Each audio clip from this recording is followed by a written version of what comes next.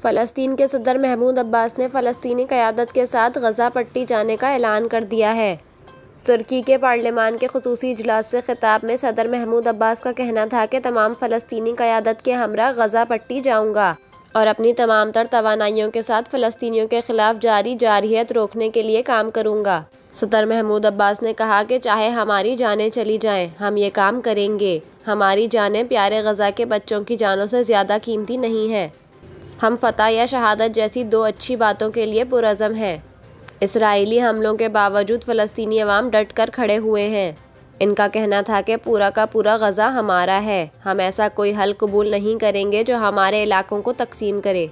गज़ा के बगैर कोई फ़लस्तीनी रियासत नहीं बनेगी। हमारे लोग कभी सरेंडर नहीं करेंगे।